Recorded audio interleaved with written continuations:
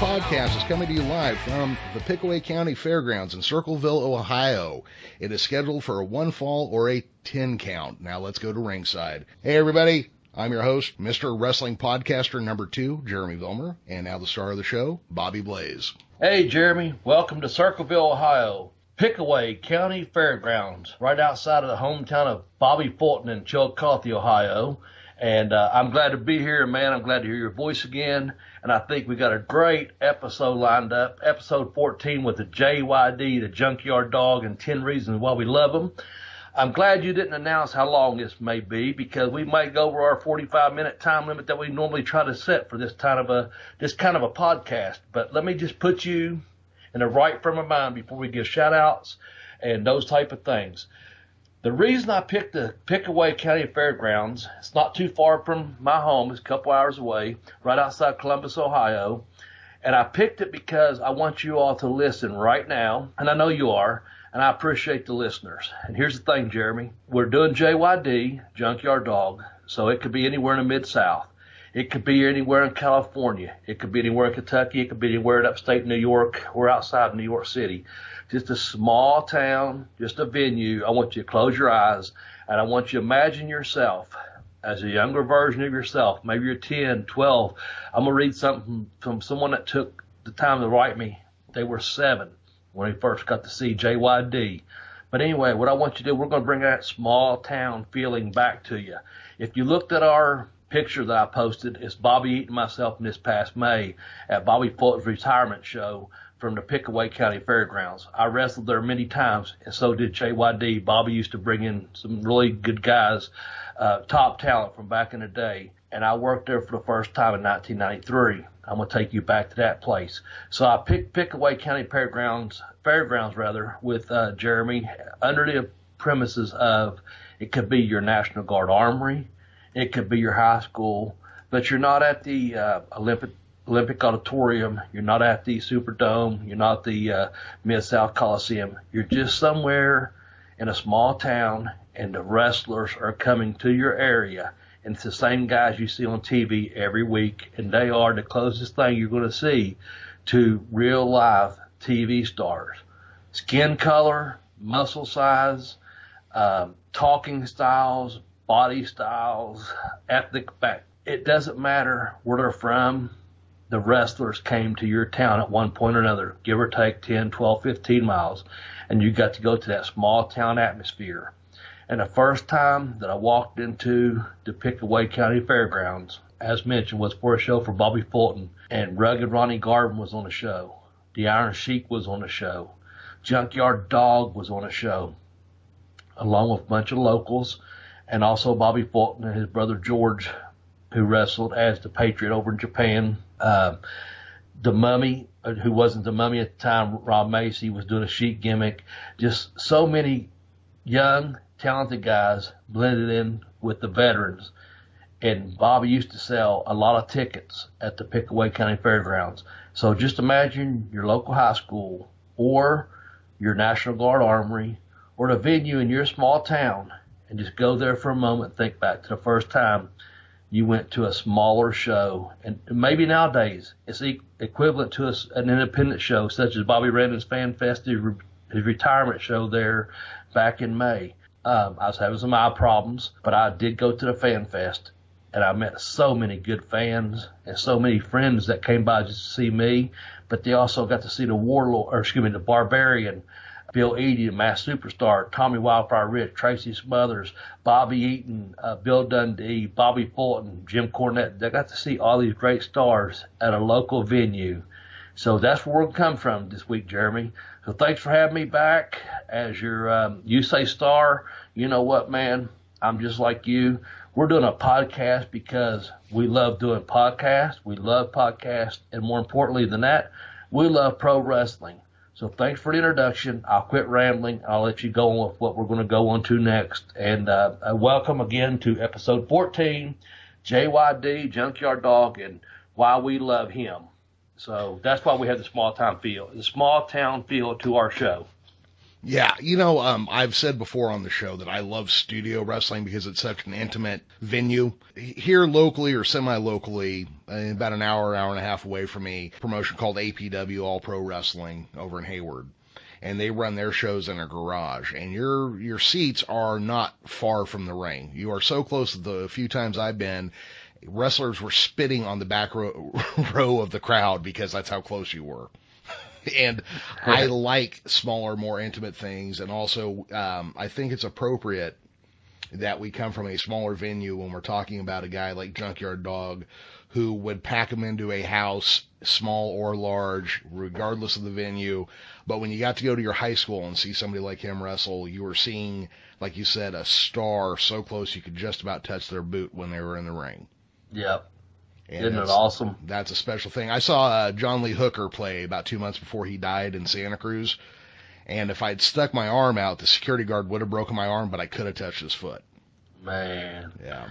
See, that's the thing. And here's the thing. As a former performer and professional wrestler and being a fan of whether it be professional wrestling or, as you mentioned, John Lee Hooker music, man, just being that close to it, it just brings the reality of, man, I'm that fucking close, man. Mm-hmm. It's the reality of these are people that you looked up to, care for, admire, respect, whatever. It's just that intimate crowd, man, that interaction that you don't get at a bigger box office, if you will.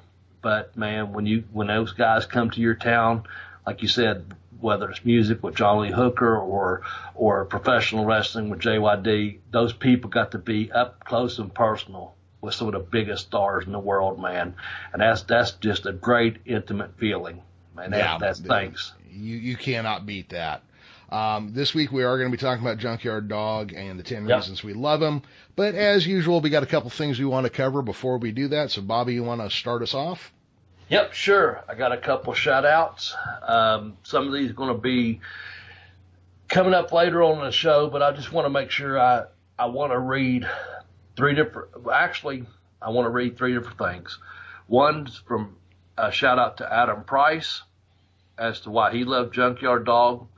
It was he talked about, breaking into the business and he put hashtag thump and another one bites the dust and BBBB, and we're going to come up with a theme for that pretty soon with, we talked about a little bit off the air for our followers. We appreciate that. Robert Silva, I want to appreciate you for mentioning something we're going to bring up in the top 10. Junkyard Dog doing an interview from his hospital bed about his baby girl. And here's the thing, Jeremy, I say back for you. Mid-South fans flooded the office by sending hundreds of dollars through the mail to JYD. That's a loving hero. So, Robert Silva, thanks for sharing that. Remember, I told you I had someone, I didn't know that before. You asked me off the air. And if you're a Patreon, eventually we're getting there. Believe me, we're getting there, folks.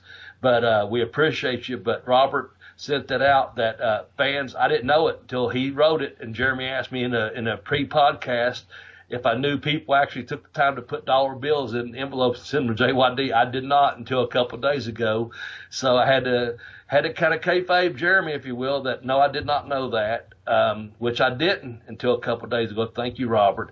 And what I'd like to do is also send a shout out to Mike Mills. And Mike, I have something I'll read that he wrote, but I'm going to wait until I get to that portion of the show to read something that Mike Mills from Booking the Territory. If you're a fan of this show, go listen to Booking the Territory. We don't shit on other people's podcasts. Go listen to Booking the Territory with Mike Mills and Doc and Harper and those guys. Go listen to Jim Cornette Experience. Go listen to whatever the fuck you want to listen to, because you know what? We don't care who you listen to. We're just glad you're listening to us, and we're not going to shit on other people. Jeremy and I have done talked about that off the air. So, Mike, thanks for sending something personal. I'm going to read it in just a little bit. But go listen to some other podcasts as well, man, because people don't understand. And I told a friend of mine this weekend, it's all about helping each other and helping each other get over. And that's the thing, man. So thanks, Mike, for sending that. I'm going to read it in just a little bit. But, yeah, that's my shout-outs to Adam Price, Robert Sylvia, and Mike Mills. That's what I have on mine. And then I'm going to tell you a story later on after you do your portion of your shout-outs, and we'll go into our top 10 reasons why we love the Junkyard Dog. Well, my only shout-out this week, I was going to do Adam Price because he kicked in some money to our GoFundMe, so I do want to say that, but it seems like we're giving Adam more airtime on our show than anybody else these days, so I'll just stop after that. But I do want to give one big shout-out to the man called Sting. Thank you for coming as far west as Stockton, California, where I finally got a chance to meet one of my lifetime heroes. It was awesome. Guys, if you are in a market and you see that one of your favorite wrestlers is coming soon, go ahead, take the time to go do it. I doubt you will be let down. I will always be upset that I missed the Nature Boy Ric Flair and Dusty Rhodes coming out here. So, just wanted to throw that out there. And support your local conventions as well. Absolutely. Good deal. And I liked your picture you sent me. I appreciate it. Yeah, it was you got to meet Sting. That's cool. Yeah, it was a lot of fun. It was really cool. But that is all I have for this week on the shout-outs.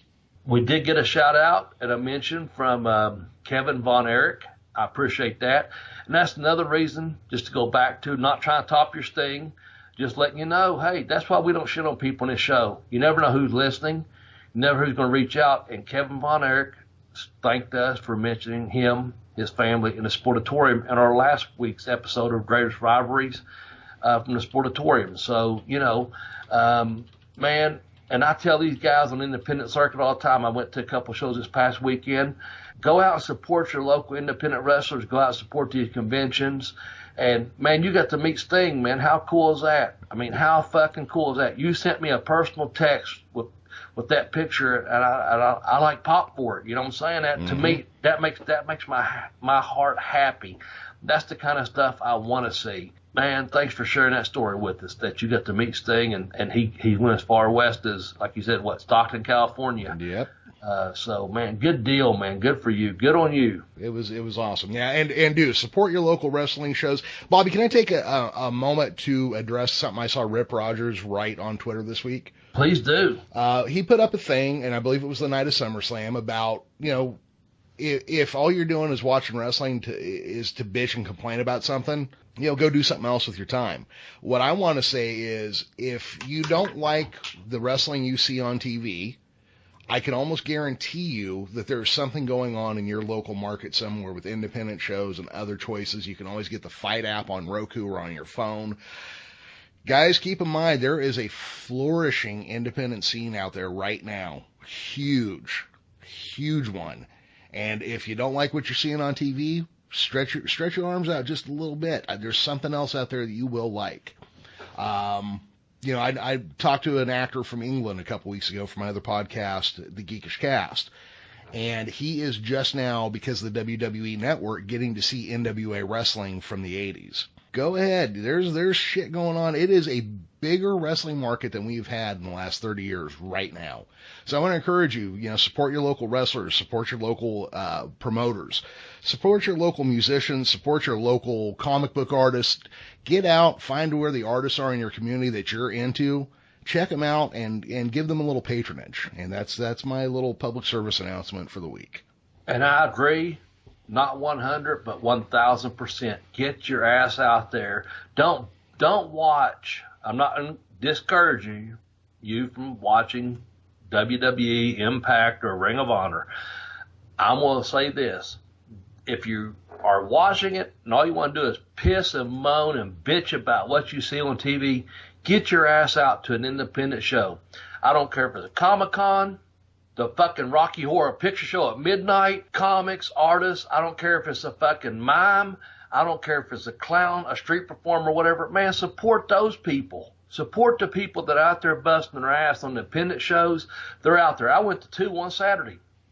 I'm old, decrepit, beat up, fucked up, whatever. And I went to 2 separate independent shows within probably an hour of each other. One I went to, made a personal appearance. I hung out from 2 until like 5, left that show, made the other one by 6:30, got there at 7, hung out, just talked to my buddies. I only watched the main event, the guys that's working on an independent show, some guys I hadn't seen for a while. Man, those guys were so awesome just to see.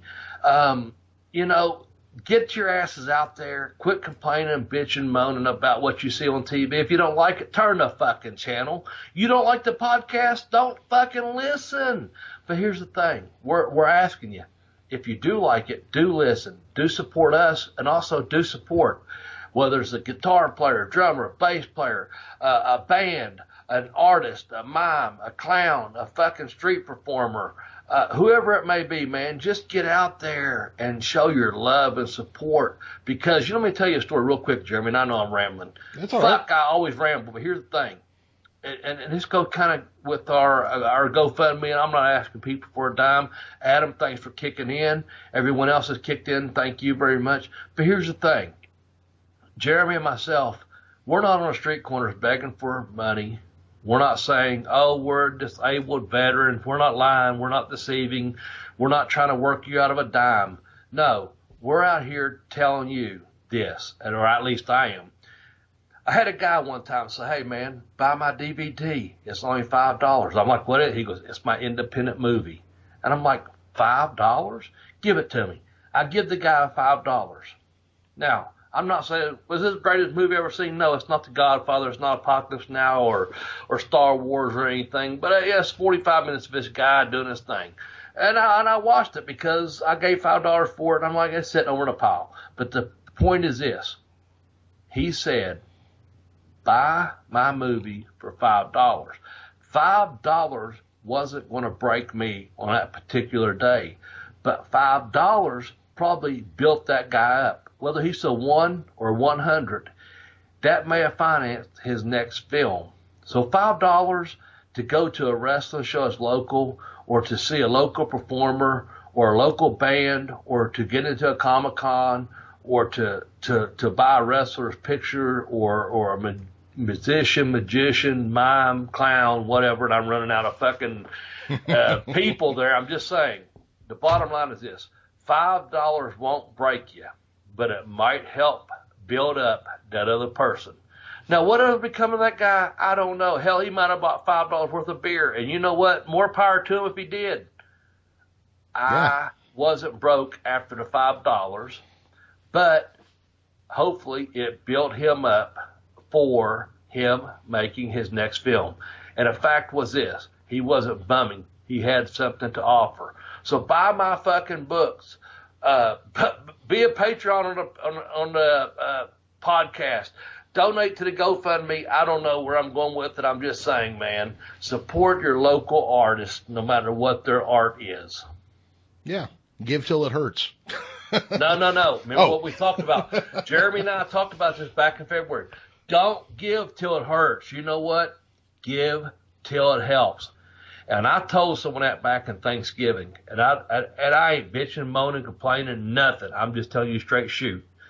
These people that I was sitting down, I was drinking a cold beer, getting ready to have a dinner with, and I said, you know what? I was talking to a guy the other day, and Jeremy and I didn't even know each other that well at that point. And I said, off the top of my head, I just said, you know what? Don't give till it hurts. Give till it helps. This guy who has a PhD and his son was sitting there with his wife, and I just happened to be company along eating the dinner. And they said, man, that's profound. And I said, no, it's just the way I feel. Don't give till it hurts. Give till it helps. So anyway, in February, Jeremy and I both were having a rough month. I won't mention for what reasons and what not. But the bottom line was, and that's just that, and Jeremy, I hope you don't mind me saying that, that we came up with give till it helps. I don't care who you're helping. Reach out and help someone. Show your love. Show your kindness for another human being. And I'll get off my fucking high horse. I'll get off my soapbox. I'll get off my rant. And I'm going to fucking, you know what? I've got a roof over my head. I've got a bed to sleep in. And I've got this and I've got that. And I don't have a lot, but what I do have is enough. And that's all I need. And I'm going to still continue to not give till it hurts. I'm going to continue to give till it helps. The least of these sometimes give to those that have the most of these. We're not asking for a dime. We're just telling you, give till it helps. I'm sorry. That's the preacher in me, and I'm not even a fucking preacher. So, sorry to eat up so much time. Fuck me, save me, whatever the fuck you want to do. I'm just telling you, man, we're just two guys that love podcasts. We're 20 minutes into it, and I apologize, but fuck. God damn, I get fired up about these podcasts, Jeremy. Just give till it fucking helps, man. That's all. Well, I can tell I'm going to need you to distract you with something shiny right now. Please do. Speaking of which, everybody out there, this show is, there are promotional considerations. I want you to consider buying these following books: Pin Me, Pay Me by Bobby Blaze, and also by Bobby Blaze, I kicked that onto The Education of a Wrestler. I've made finding them on Amazon really easy. tinyurl.com/blazebook1, tinyurl.com/blazebook2. Check them out. If you like Bobby's stories, a lot of them, or there's some crossovers. There's stuff in these books that aren't going to make it into this show. And there's stuff on the show that didn't make it into those books. So do yourself a favor. You get to hear stories from a guy who lived the life, who walked the walk, who also is now talking the talk. There's great shit in here. I'm asking you to check them out. That being said, shall we go to our main event? Yes, we should. And I apologize. Man, I'll just go on forever. Right. That's why you got to reel me back in, Ref. You know what I'm saying? But here's the thing. So real quickly, last week we talked, sadly, about a couple people's deaths. And I had a great Jim Neidhart story. I couldn't share it at the time because I said something along the lines of, we mentioned Jim Neidhart. I mentioned Doc Dean from over in England. You mentioned Aretha Franklin. Mm-hmm. There was a brief pause after Jim Neidhart. Let me just tell you a really brief story. It's going to lead into a Junkyard Dog top 10. So my brother got on me. I was at this family get-together the other day, and he said, man, I can't believe you didn't say it. He's a chaplain for hospice. And I was like, man, it just wasn't the right time. I couldn't bring myself to do it. So here's your good Jim Neidhart story real quick. Rest in peace, Jim Neidhart. But I was over in Australia, and I was on this tour, Wrestle Riot. And so for some odd reason, myself, Mark Mercedes, and a guy named Greg Smith, we're the rookies. I'd been working a couple of years full-time at the time. They was rookies. They come over from Australia, trained at Malenko's, blah, blah, blah. We're working in a town outside of Sydney, Australia. We flew everywhere, Perth, Melbourne, all over Australia. I can't name all the fucking cities, states, Adelaide, or whatever. But one of the last tours or dates that we had, everyone took a bus, and there was 2 buses. And on this bus, in the back row, and every tour, they had 2 big old things, 55-gallon buckets full of beer on ice. They had Victoria's Bitter, they had Foster's. And anyway, we had this little small driver named Jeffrey, probably about 25 at the time, little timid Australian guy, super nice guy, do anything in the world for you. Myself and Mark and Greg, as I said, we got stuck to where we had to ride the bus with the guys that were taking the photos, which were all former WWF champions, or not champions, but stars off TV at the time. So in the back of the bus, we had Don Morocco, who had been a big star over in Australia at the time, and also, or at one time, and also WWF TV. And Junkyard Dog was back here with them, and they had loaded their bags down with beer on ice. Sitting behind me was Jake the Snake Roberts, telling me stuff, Bobby this, Bobby that, and I'm listening because I'm absorbing everything Jake fucking has to say. And Greg and Mark are sitting across from me. Common denominator between all this was Jim the Emperor Neidhart. So what was so wild about it was only about 2 hours outside of Sydney. Everyone loaded up with, just a shitload of beer. And I remember Junkyard Dog sitting in the back along with Don Morocco. And this little timid driver sitting in front. Now, this bus is not a huge bus. It probably holds about 10 people at the most. And there's already, like I've already mentioned, probably 8 on there, including the driver.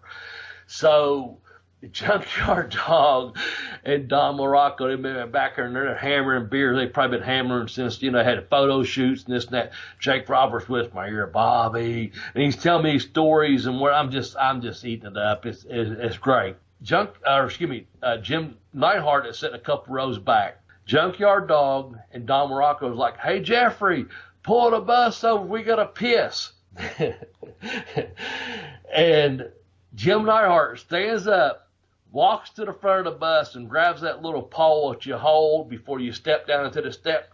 And he starts, and I wish you could see me, he starts grabbing his beard. And he goes, Jeffrey, and it turns from a work or having a good time, just drinking some few beers, doing whatever. There was other stuff involved, I'm sure. The statute of limitations run out, but I'm just saying. Jake handed me something, and I took it, and he said, do you know? And I was like, no, but I do now, thanks, fucked up, whatever. And the Australian boys were young. They're like 20, 21. I'd been in the business a few years. I'd been working full-time at that time. For a few years, et cetera, et cetera. Them guys all been off WWF TV. But Jeffrey's this little timid driver, and he starts swerving over to like pull off because JYD and Morocco are going, hey, pull over, we got to piss. And it turns into a shoot. Jim Neidhart stands up, grabs that fucking pole, starts rubbing his hand through his beard like he does, that goatee, and he goes, don't you pull this fucking bus over. Don't do it. This little Australian, I wish you could see me just acting out like a mime. He's driving, he don't know whether to listen to the two big, strong motherfuckers in the back. I'm just laughing. The two Australian guys sitting across from me, they're like fucking timid as hell. Jake Roberts laughing here going, watch this. It's getting intense. And I'm like, yeah, my buzz is getting very intense. But Neidhart is grabbing his beard going, don't you fucking stop this bus. Don't you do it, Jeffrey. Don't you do it. And they're going, hey, man, we got to piss. And Jim Neidhart is going, his whole argument is this. Now, I understand he played for USC. He played for the Oakland Raiders. I remember when he first broke into business, seeing him down in Tennessee, anyway, he goes, do you know how many wrestlers died on the fucking side of the road taking a piss? Do you know how many fucking wrestlers died just taking a piss? A car door can hit you. Someone can reach out and swing at the car door and hit you.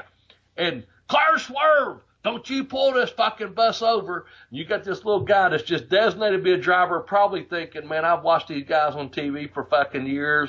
I'm lucky to be. There was a resort management guy there. There was a rock and roll guy there promoting the shows and stuff.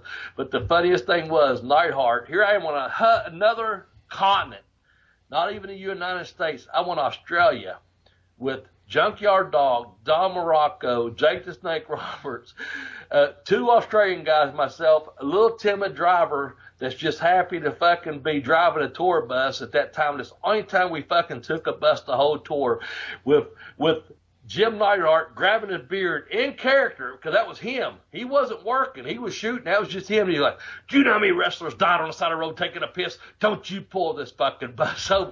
And everyone's sitting there. And Jake whispered, watch this. It's getting intense. Well, my buzz going, I'm like, fuck, it's already intense. And of course, them guys all worked together back in the day, back in WWF at the time. And them guys trying to get at Neidhart, one of them being Don Morocco, the other leading into the top 10, Junkyard Dog one. Hey, man, pull the bus over. I got to piss. And pretty much Jim Neidhart blocking the door, threatening the driver, who's probably 125 pounds soaking fucking wet, going, don't you pull this fucking bus over. Do you know how many wrestlers have died on the side of the road taking a piss? Which I have no idea. I don't care. But that's my Neidhart minute. My Neidhart moment. I couldn't bring myself to it, because when I see and hear about these wrestlers dying, it makes me realize, I guess, my own mortality, if you will. But anyway, JYD is no longer with us. Jim Neidhart's no longer with us. And I want to lead that into our top 10 reasons why we love episode 14, The Junkyard Dog. And I hope you enjoyed that story about Jim Neidhart. Rest in peace. But it was funny as fuck. It was scary as fuck. And he was serious as fuck. Don't pull that fucking bus over. And he's pulling a fucking gimmick, the goatee down, going, don't you fucking pull this bus over, man. And we didn't pull over till we got to Sydney, back at the hotel, and everyone was looking at him. And he stood there, grabbing his goatee, rubbing it, pulling it down, watching, eyeballing every one of us get off that fucking bus. Like, everyone knew, don't fuck with him, man. Don't pull the fucking bus over. Don't mention you got to piss. This shit's over. It's done. grab your beer, grab your gear, get off the fucking bus. Neidhart to get off when he wants to fucking get off, and he wasn't about to get off on the side of a fucking road.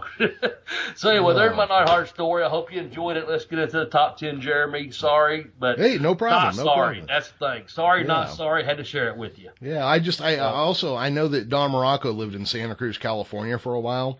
Yeah. So I have to assume he had a high THC level in his system during this time as well. I don't know about any funny smells on that bus whatsoever. Well, I don't know anything, man. I don't know nothing other than what I told you. Well, I lived over there for 10 years, so I can just safely make assumptions, and we'll leave it that way. You can safely say this. There was high levels of everything on that bus. Oh, shit. And Jake was the seat behind me and said, Bobby, open your mouth. And when I did, it wasn't a dick. So go ahead and get that out of your mind. But he said, here, slip this under your tongue. I did. And, once we got back to Sydney, that's a whole nother colors ever since, yeah. But yeah, so anyway, that's my trip, man. But the fact is, there was a lot of stuff on that little bus. But I do recall Jim Neidhart saying, "Don't you pull this bus over, Jeffrey. Too many fucking wrestlers died on the side of the road pissing Jeffrey." And everyone else sitting there going, "Yeah, well, I ain't getting out of my seat to say anything about it. I'll sit here the whole distance to get back to Sydney." I'd probably pee on the floor of the bus before pissing off Jim Neidhart. Exactly, that's my point. Thank you. So there was other chemicals involved, but whatever. We was drinking beer. Yep. And you don't really drink beer; you just kind of rent it. I gotta sometime. We're cutting into the show here really bad, but there was That's the thing. People want 60 minutes. They want 90 minutes. We're already 30 minutes into this. We're gonna try to give you a top 10 in the next 30 minutes to keep us under an hour. But I can't guarantee it because that damn Jeremy will not stay on topic and will not be quiet about all this other stuff. I used to have to go to Norman, Oklahoma once or twice a year for work stuff. And my grandmother's actually from Norman, so I was kind of, wanted to get out and see things while I was there. But what I didn't realize is that the beer in Oklahoma, unless you get it at a liquor store, is real pissy. It's 2.3%. So there's a night, I drank while I was there quite a bit, but, like the last night I'm there, everybody stayed up late and drank as late as the bar would stay open. And I drank 38 beers. Holy shit. That's what it took to get drunk. The problem is after beer number 22, I literally had to pee every 10 minutes.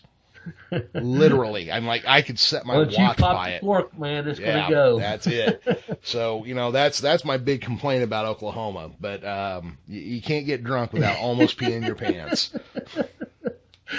Oh, man, that's good stuff, man. Yeah. But with all that said, let's try to get to this. I think we were here to do a top 10 list at some point. Yes, we were. And we hope you've enjoyed the stories that Jeremy and I shared with you, the memories shared with you.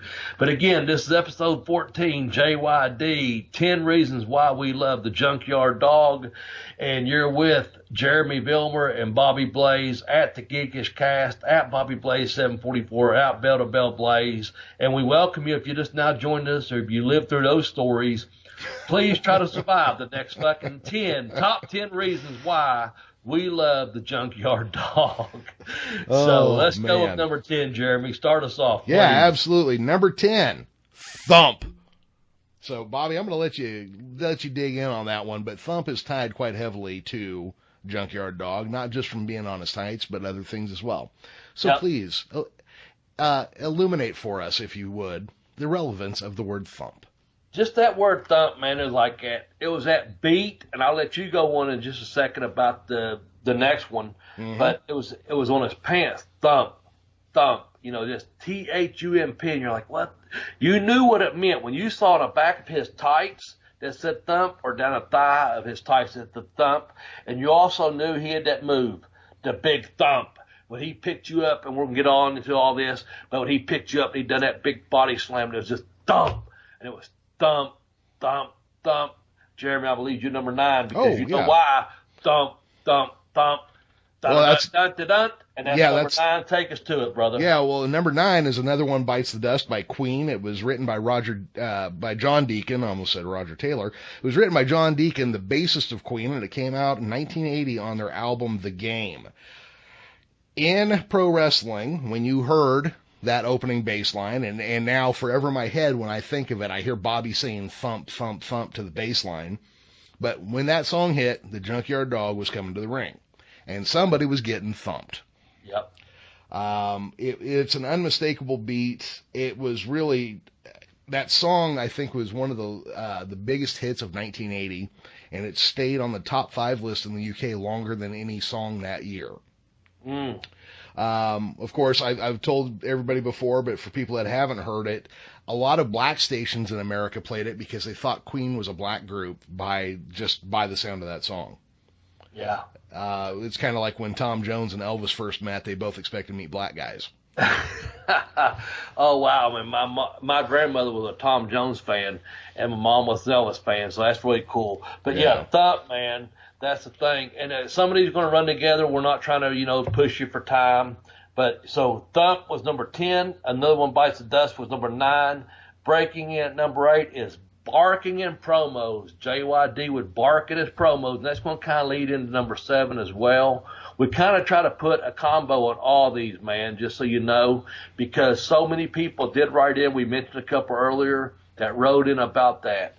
And that barking in his promos, I'm going to go ahead and say it. Jeremy come out, with the junk wagon with some chains around them. We'll get into as to how he become one of the biggest stars in the Mid-South and all that in just a minute. But so we got Thump as number 10, Another One Bites the Dust by Queen at number 9, and Barking in his promos at number 8, which when he came out pushing that cart, what'd you call it, the junk wagon? The junk wagon. He had those chains around him, which eventually he turned into number 7, which he had a dog collar. How many fucking wrestlers... And this was before the Road Warriors wore those big, thick collars, guys. Junkyard Dog had that fucking dog collar, that big, thick dog collar around his neck with the chains and a junk wagon. And so we kind of combined 10, 9, 8, and 7 together. Go ahead and comment, Jeremy, if you'd like. Oh, sure, absolutely. Go to 7 eventually, but or number 6 rather, but number 7, the dog collar, the chains. He was the Junkyard Dog. Yeah, well, I'll just Jim Croce type thing. Well, I was going to say, Bill Watts had the idea based on the Jim Croce song, Bad Bad Leroy Brown. And they built this package for him where he came out with chains around him. He was the Junkyard Dog because I guess Sylvester Ritter worked in a wrecking yard at some point, or he did when he first broke into wrestling. So they went with the Junkyard Dog as his character. Also, early in his career, when he came out, he was pushing a shopping cart full of garbage or junk, basically. And so it was the junk wagon with the chains. Eventually, when he started to get over, he quit pushing the junk wagon and switched to a dog collar with chains. Yeah, right on, man. Yeah, which would become important later. But it was all these things, the thump as a theme on his costume. Another One Bites the Dust is an entrance theme that, as you do when you do the bass line, that thumps its way through. The barking in the promos, which just reinforces the dog side of the Junkyard Dog. And then the dog collar with the chains, which makes him look mean. Now, the thing about the Junkyard Dog that allowed him to get over in some ways is that while they could play him as this big, strong, tough badass, he didn't look threatening.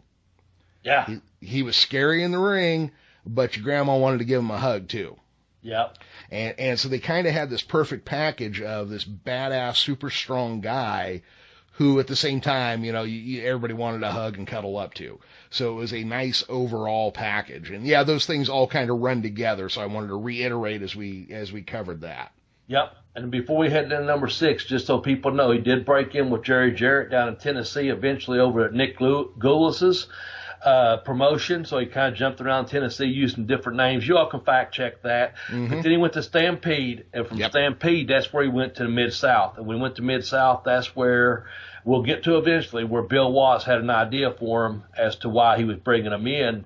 And so before we jump into number 6, just to finish up, that was the thing. He was that big, tough-looking guy. But outside the ring also, he was that big, lovable. Like you said, your grandmother wanted to give the guy a fucking hug, man. He was getting over already.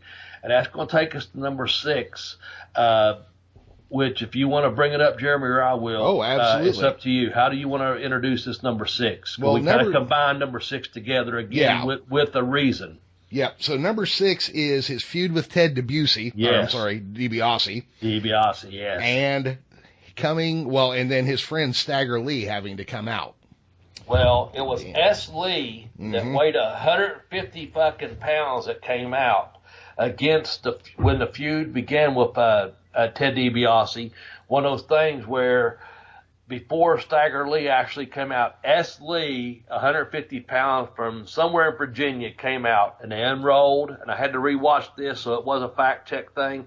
They unrolled it, and it said S. Lee is Stagger Lee. And take over, Jeremy, because I have something to read from our good friend Mike Mills. Sure. Once you bring up the Stagger Lee, I want to read this. It's very important. But please, give us our DiBiase feud with Stagger Lee. Well, yeah, so DiBiase and Junkyard Dog were a tag team. And to have a good wrestling story, your tag team partner eventually has to shit on you. So DiBiase turned on Junkyard Dog, and it culminated in basically a loser leave town match. And then a mysterious figure, S. Lee, or Stagger Lee as he is called, comes out to feud with DiBiase. Now, Stagger Lee was a song that was pretty heavily used throughout the blues days. You can hear 10 million different versions of it, and I encourage you to do so. But save the Nick Cave one for last because it goes to a dark place. But, Bobby, with that being said, anything you want to add in there? Yes. This is Mike Mills, one of our good friends. We're booking the territory. And again, I'm giving you a shout out, Mike, but I appreciate you taking the time. I notified Mike the other day, a week ahead of time, saying I'd like to get a memory, if you'd share this. Now, Mike is from over in New Orleans, and he shared this with me. And he said, I know you've got Stagger Lee mentioned, but that's my one huge memory and first great memory as a 7-year-old in 1992. Ted DiBiase turned on Dog. Dog come back as the masked Stagger Lee. I was only 7. I knew it had to be a Dog, but when you're only 7, you're not 100% sure. Now, I'm breaking this. That's what Mike said. Think back to that small building, that small arena, that small town feeling that we had when a superstar comes, he's on TV, and you get to see him in your local arena. This is from a 7-year-old. I was only 7. Back to Mike. I knew it had to be the Dog, but when you're only 7, you're not 100% sure. I will never forget watching TV that Saturday afternoon when S. Lee came out, as Ted DiBiase laughed waiting for S. Lee to come out. Dog, as Stagger Lee, hit the ring and cleans house. The Irish McNeil's Boys Club went nuts. I was going nuts watching on my mom's black and white TV. The Dog had been screwed over by DiBiase, but he was about to get back at DiBiase as Stagger Lee. I was hooked. Again, I was 7.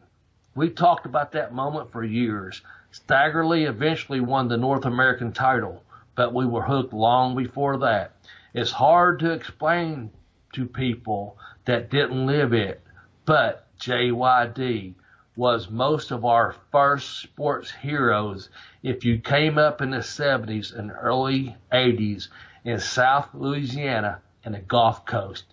He united kids of different races, white, black, purple, etc. We all could relate to the Dog. And yes, another one bites the dust. Dust probably was the first song I ever went nuts over. Mike, thanks for sharing that with us. But that ties in what we was talking about right there about DiBiase feud and Stagger Lee, man. And man, does that not sum it up? Some of the stuff we're heading to with what we're heading to in our top 5 once we get there. Man, how can you explain that other than the way Mike explained it? He lived it. He lived it, seeing Stagger Lee as a 7-year-old kid. That's why we came from a small town arena or a small town armory or high school or Pickaway County Fairgrounds or somewhere out in Louisiana that those guys would show up at, that you saw on TV. Those were heroes to you. And a 7-year-old questioning, even me questioning at 14 or 15, the Midnight Rider or whatever, is that really him? And you know it is, but you don't. So right. Junkyard Dog, Stagger Lee, there you go. That came in at number 6, and I don't know how we could ever fucking Mike, thank you very much. Again, go listen to Book in the Territory along with any of your other favorite podcasts. But thank you for listening to our podcast. Go to number 5 unless you have something to finish up with. Well, I was just going to say I've never actually seen any reason to believe that Stagger Lee was Junkyard Dog. So I don't understand where you guys are coming from with that. But we'll go ahead and move on to number 5. That's great. That's great, man. See, that's why you love pro wrestling, and that's why it brings people together. Exactly. So, number 5, and I don't have a properly written headline for it, so I'm just going to go with tremendous upper body strength and being able to body slam much bigger men. And I think you have a little illustration for us as we go as well, but the Junkyard Dog could body slam guys that were several hundred pounds, even above his own weight, guys like the One Man Gang. But Bobby, I believe you have a gym story about him as well. Yep, just wanted to add that, on that tour Australia, what's funny was fucking Neidhart was over there. Them guys were warming up like 315 pounds on the bench press, and Neidhart was over there benching like 405 for a couple reps, 3-5, whatever. Junkyard Dog sat down underneath the lat pull-down machine and put as much weight as you could on there, whichever the 400 or 500 pounds that you could stick the key in, add the weight to, or whatever. He went to grab it. We're all on it. We had been in this dusky old gym the day before. There was a ring there. There was punching bags, heavy bags, etc. More of a boxing type thing. But then we got to go to this nicer gym the next day. And long story short, Neidhart and Morocco, all these guys. Morocco was doing cardio at the time.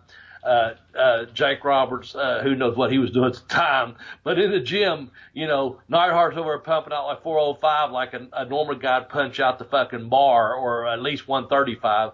Junkyard Dog put the weight on his, for a warm-up now, folks, warm-up. Neidhart's going, come over here and bench with me. He goes, I'll be there in a minute. I can't do Junkyard Dog. He goes, I got to do some pull-downs first. Puts the key in there, goes to pull the lap bar down, and as he does, snaps the fucking cable because he has every fucking weight on the lat pull-down machine that's available that's not used by Neidhart, who's bench pressing the 405, pulls a lat bar down, has his legs underneath the thing, pulls it down, the fucking cable snaps. JYD takes a fucking back pump, rolls back up, looks to see if anyone sees him. Of course, there's always the boys in the gym, or all the boys in the gym at the time. He looks around like, what the fuck was that? The fucking weight slammed down, but he has so much fucking weight on a lat pull-down bar, he snapped the cable that was holding it together at this gym. And it was just one of those moments where he took a fucking bump, did a back roll out of the lat pull-down seat, stood up and looked at it. Gym attendant come running over there like, you okay? Okay, I get that, whatever. Get off me, whatever. We're over there doing this. Morocco, like I said, is doing stair climber. A couple of us over doing this and that. And he goes over there and he starts spotting Jim Neidhart doing the 405. And his only warm-up is he broke the fucking lat pull-down machine, and he climbs underneath the 405 and starts pumping it out like it's a fucking regular. Like I said, it's so fucking strong, it's unreal. So he snaps the 300 or 400 pound weight on the the lat pull down machine, goes over and it's immediately. And Neidhart at that point, like I said, is up to 405 because he warmed up 315. If you're familiar with weights at all, it's like you go from 3 plates to 4 plates. JYD climbs under it, starts pumping out reps with 405 like it's a fucking 135 pound warm up. And you're thinking, God damn, how strong is this fucking machine? You know what I'm saying? He done broke the fucking lat pull down and he's warming up a 405 with a bench press. Fuck me running backwards, man. That's some serious fucking strength. You know, so that's my really story. Is. But there's a backstage story. That's a straight shoot. Broke the lat pull down, maxed it out, warms up with 405 like it's fucking nothing. So there you go. Upper body strength, that's what we'll call that. Or body slam strength, I don't know.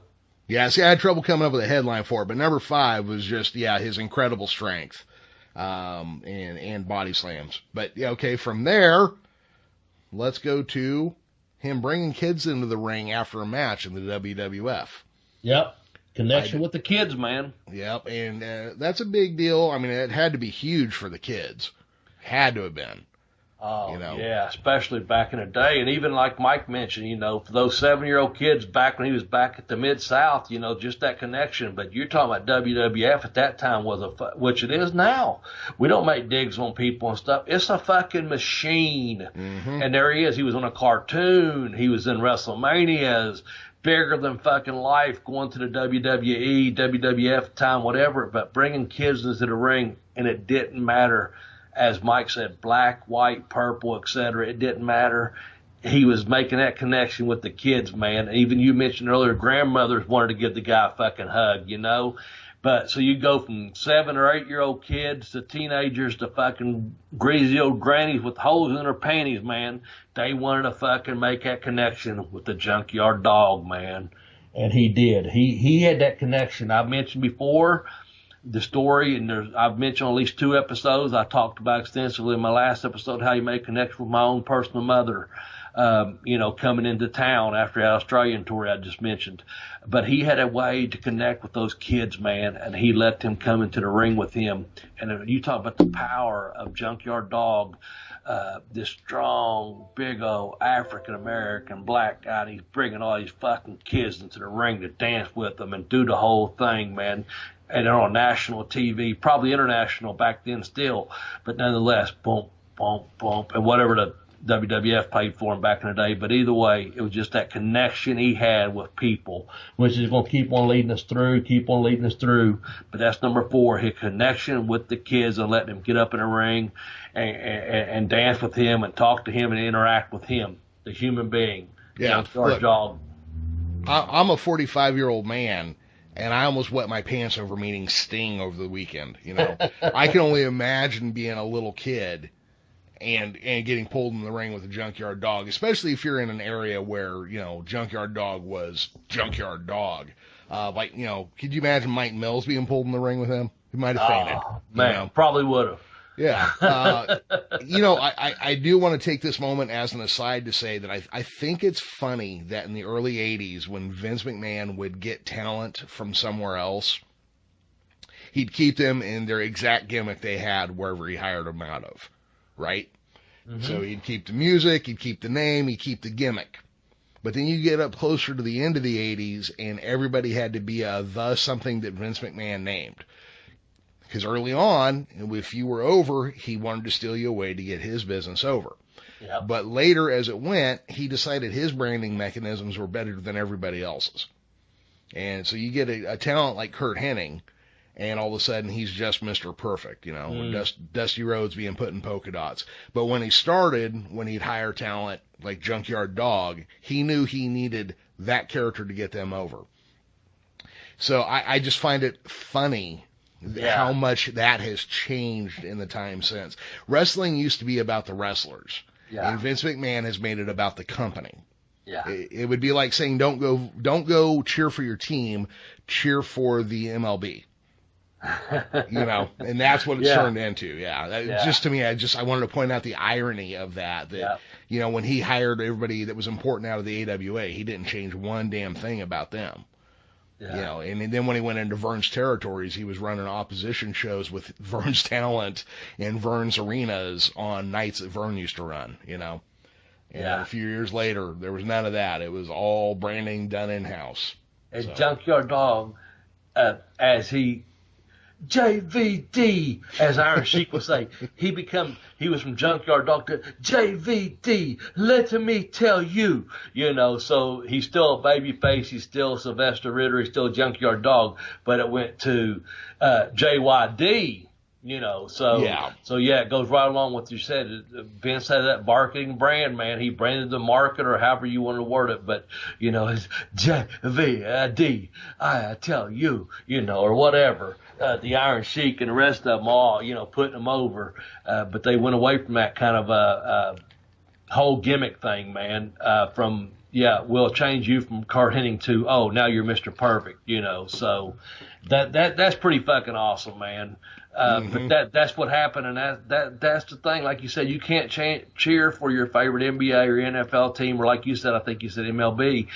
You can't cheer for the fucking San Francisco Giants or the Baltimore Orioles or whatever. We want you cheering for the fucking Major League Baseball. Yeah. No, I have a fucking favorite team, pal. So it was almost like you can't have a favorite wrestler. We want you cheering for the entire company. So that's a good side note. I appreciate and respect that. Shout out to you. So good. Hats off to you. Well, thank you. So, yeah, thank you. We all have our moments, right? We do. There are thousands of hours of me on different podcasts talking on the internet. I had to have something good come out of my mouth eventually. Well, that's okay because we had to have a break between number 4 and number 3 anyway. So that's why we kind of, I know that's why you kind of put that in there too, because we're getting ready to transition to our top 3. And so we put a little bit of in there about that. And I appreciate the side notes because it's going to take us to number 3. And I want you to, if you'd like to, you can read it or I will, either one. But I had something from one of the fans that I gave a shout out to, something he wrote. And but you go ahead and lead us into number 3 if you want, or I will. Either one. I will set it up, and then you can read. But that dastardly Michael P.S. Hayes and the Fabulous Freebirds and their evil, evil hair cream blinded the Junkyard Dog. Yep. And so as I gave my shout-outs, one of them was from Robert Silva, and he put, yes, this was his favorite Junkyard Dog moment. It's with the Freebirds. They blinded him. And it said, yes, the week after the Freebirds blinded him, JYD did an interview from a hospital bed saying that he was blinded and was unable to see his newborn baby girl. Mid-South fans flooded the office by sending thousands of dollars through the mail to help JYD. And I went back and watched that today where they put that in his eyes, and he sold the fuck out of it, man. And so, yeah, that Freebird. And here's the other thing. His partner was Buck Robley. And I met Buck back. We done some shows way back in the late 90s. And Buck actually booked me on a couple of shows. I did some shows in Georgia. And I didn't realize that's who was doing the commentary. That's who, with whoever the announcer was. I'm drawing a blank. But Buck was there, and Buck was his partner against the Freebirds when he blinded Junkyard Dog or JYD. So, yeah, and he couldn't even see his little newborn baby girl, man. How they tear that apart, man. Your firstborn child, and you're in a hospital bed in your eyes, and you're blinded for life, or so they say, or what have you, and you can't see your fucking baby. Come on, man. Who cannot get on board with that as far as, like, man, you talk about getting over, man. Fuck. The Freebirds. Freebirds, there's no Freebird rule, folks. We're only going to do 10, and that's number 3. The Freebirds, Michael P.S.A. blinded the Junkyard Dog with that fucking hair cream, man. That hair cream got used a lot back then. Michael Hayes was a hairy motherfucker, too. What do you think he had all that hair cream for? I don't, maybe the bras on the road. I don't know. Maybe. I don't know. It's kind of like the ether thing. They used it, it worked. So you got to get something over, and hair cream was a thing, I guess. I guess, beware the nair, especially if you're JYD and can't see your own firstborn daughter from a hospital bed, man. Well, and people flooded it with fucking thousands of dollars through the mail. I believe that also really set the Freebirds up to the point where they had to be escorted by police in and out of the building. And it led to if I remember reading this correctly, it led to a blow-off match in a steel cage with Junkyard Dog and Michael P.S. Hayes in dog collars that were chained together. Yes, and that's what I read as well. So I'm glad we both did research that. That's what it led to. So, yes, it did. And speaking of which, people having to leave the arena in the back of cars, I think DiBiase at one time had to leave the arena in the back of a car several times. The Freebirds had to escape with their lives, I guess, a couple of times, back in the day, back in the Mid-South days and stuff. That's how beloved the Junkyard Dog was. So that's some good stuff, man. So, yeah. Can you imagine, man, I guess the way I'm trying to word this, I am such a fan of professional wrestling. I'd much rather suspend my belief and sitting there watching on a Saturday morning or a Sunday, the Junkyard Dog, as sad as it is, being blinded and can't see his daughter, I'd buy into that storyline so much more, and it's so much more real to me, and that suspension of belief than anything I see on TV nowadays of, quote, don't slap me, Jeremy, sports entertainment. I want to see professional wrestling, man. And if you used a word that starts with F or sports entertainment, you know what? I hope you don't kiss your mother with that fucking mouth, because I hate that fucking F word and I hate fucking sports entertainment. But I do love professional wrestling. And to me, that's professional wrestling, man. They blinded the Junkyard Dog to where he couldn't even see his fucking firstborn daughter. That's terrible. Dastardly. Michael P.S. Hayes, you are a villain. Yes. So let's go to head number 2. How's that? Before we go off on another different fucking streetcar here. Let's go with this. You asked me the question. I looked it up. You looked it up. We both came up with our number 2 and our number 1 reasons. Is it okay we jump ahead now from number 3 with the Freebird Blind? Yeah, absolutely. Okay, let's do this. Number 10, A Junkyard Dog, episode 14, Why We Love Him. Number 10, Thump. Number 9, Another One Bites the Dust. Number 8, Barking in His Promos. Number 7, Dog Collar Chains, The Junk Wagon. Number 6, DiBiase feud where Stagger Lee comes in. Number 5, his upper body strength. Number 4, his connection with the kids and the fans. Number 3, the Freebirds blinded him, which is going to take us to number 2, which we had to, I did fact check. Yes, I just wanted to make sure. Was it because Junkyard Dog was already over, or was it because Watts decided? I mentioned earlier about him breaking in Jarrett's promotion, going to Goulis's, working up in Stampede, then coming to the Mid-South. And JYD was destined to be a star from the start. And I'm reading this strictly from Jim Cornette, who I have nothing but respect for, but it's from Fighting Spirit magazine, an article I read. Watts, quote, Watts had decided before JYD's first match in the area that he was to be a top star, and had informed his booker and close friend, Ernie Ladd, of that decision. One of Dog's first matches was to be in New Orleans against the Super Destroyer, Scott Irwin, a main event player. Ladd phoned Watts the next morning, and here was the conversation.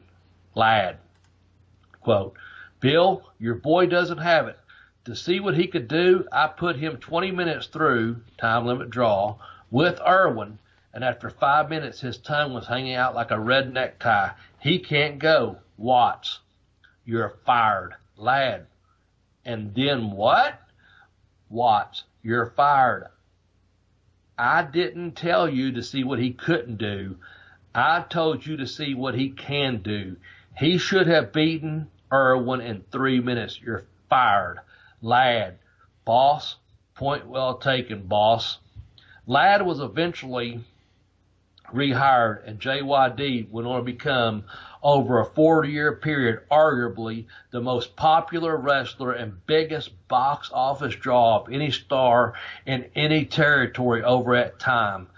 Ted DiBiase can attest to that, having told me personally, now this is Jim Cornette, folks, that in an infamous case, he got so much heat in New Orleans with JYD that Grizzly Smith, Watts' road agent and right-hand man, actually had to take Ted out of the downtown municipal auditorium in the trunk of his car to prevent Ted DiBiase from being kidnapped and lynched by the hundreds of angry fans that waited for him outside the arena. Ah, the heat. The stories are legendary. And it goes on to talk about, him getting blinded, et cetera, et cetera. But that's from Jim Cornette. That's a direct quote. That's from Fighting Spirit magazine, which is going to lead us to our number 1, because it talked about the blinding and everything that we've already mentioned up to this point. It's going to take us to our number 1 reason. So number 2 was the Watts decided ahead of time, before his first match in the territory, that Junkyard Dog was going to be a big star in his territory prior to his first match. And with that said, I'm going to let you all know, before Jeremy goes into the number 1 reason, that one of the things that we talked about was And correct me if I'm wrong, Jeremy, because you can add on whatever. Come let you kind of finish it up. I know we're going to our time limit draw here. We're approaching our time. We're doing good. We're having a good time. We're having a good conversation. But we're hitting the 1 hour mark, and it's this. Junkyard Dog transcended all demographics. He drew a crowd of people from every race and every type of fan. He transcended demographics. People of all races and all walks of life or ethnic group loved the Junkyard Dog, and that should take us to our number one moment that's going to be brought to you by At the Geekish Cast, Jeremy Vilmer. Please take over and finish our show. Thank you very kindly, Jeremy, for your time.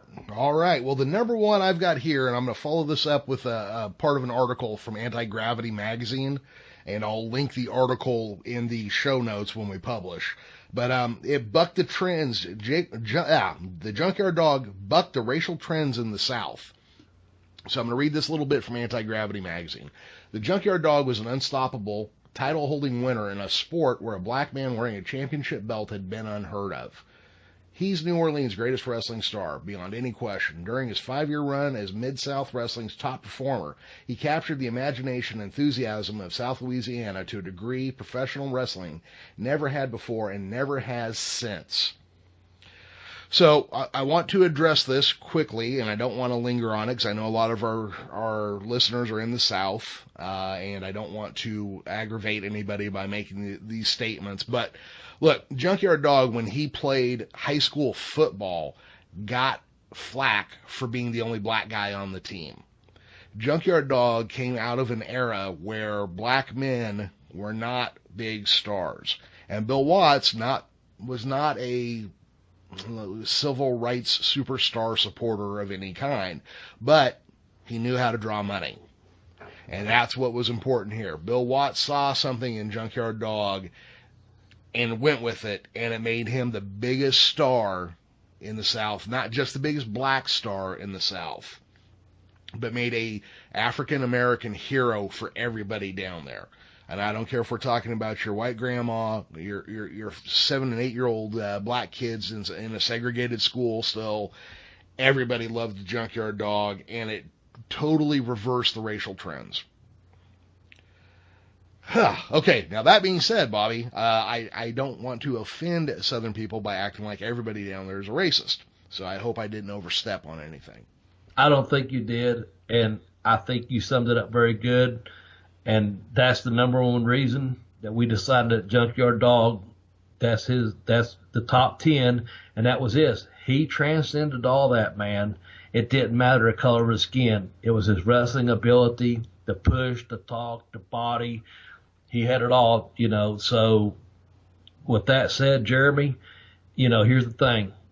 Go to the GoFundMe, go to Pin Me, Pay Me, go to the Educational Wrestler, go to the tiny URLs Jeremy will give you or whatever. I don't know all that shit. I just know the wrestling thing. And here's the thing. We just gave you the top 10 reasons why we love Junkyard Dog. We came to you from a small town venue in your hometown, or maybe an hour and a half away, that when you got to go see wrestling. And you can find Jeremy at the Geekish Cast. You can find me at Bobby Blaze 744. You can find our joint account at Bell to Bell Blaze, all on Twitter. Jeremy runs that account. I do help retweet and answer questions on there. That's pretty much my only social media. Jeremy has a Facebook page set up. He'll give you that information. He'll give you the tiny URLs. He'll give you the GoFundMe. He'll give you all the download. And here's the thing. Thank you for listening. We appreciate you. Please like it, share it, follow it, fucking retweet it. Do whatever you got to do. Let a friend know. It's just two guys that love podcasting. We love professional wrestling, and we just gave you 10, if not 20 fucking reasons with a bunch of stories in between as to why we love pro wrestling. And there's my peas popping, Jeremy, and I'm out of here. Peace out, brother. Finish it up. All right. Well, everybody, please go and check out Bobby's books, Pin Me, Pay Me, at tinyurl.com/blazebook1. And I kicked that on too, the Educational Wrestler, at tinyurl.com/blazebook2. Follow us on Twitter. I'm not going to give the addresses for the Facebook group and page, but if you search for Bell to Bell with Bobby Blaze, they'll both come up. And that is all. Thank you for joining us here at the Pickaway County Fairground in Circleville, Ohio. Hopefully you enjoyed our top 10 list, but if there's stuff out there you want to say about the Junkyard Dog, please tweet at me and Bobby. Hit us with the BBBB tag. We will try to respond to you as soon as we see it. We're usually pretty good about connecting with everybody. Thank you, everybody, for listening. Everybody around the world. And with that being said, for Bobby Blaze and myself, Jeremy Vilmer, bye-bye, everybody.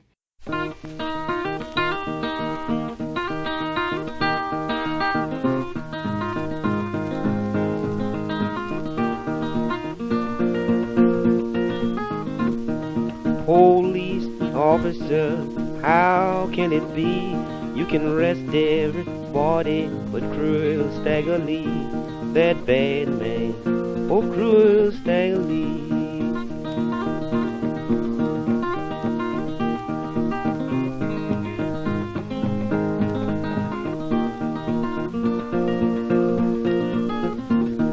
Mr. Line told Stagger Lee, please don't take my life. I got 2 little babes and a darling loving wife, that bad man, oh cruel Stagger Lee.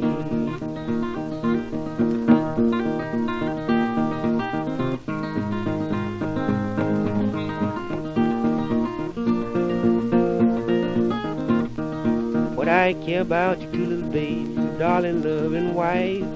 You done stole my Stetson hat, I'm bound to take your life, that bad man, oh cruel Stagger Lee.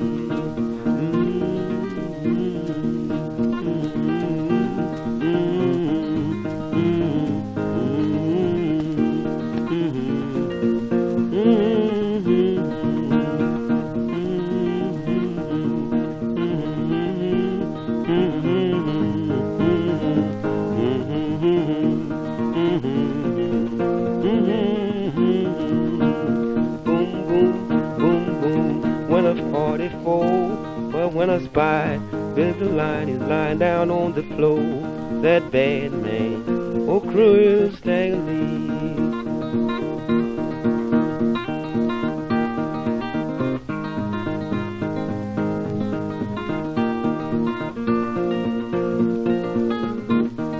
Gentlemen's off the jury, what you think of that? Stagger Lee killed Mr. Line by a $5 Stetson hat, that bad man, oh cruel Stagger Lee.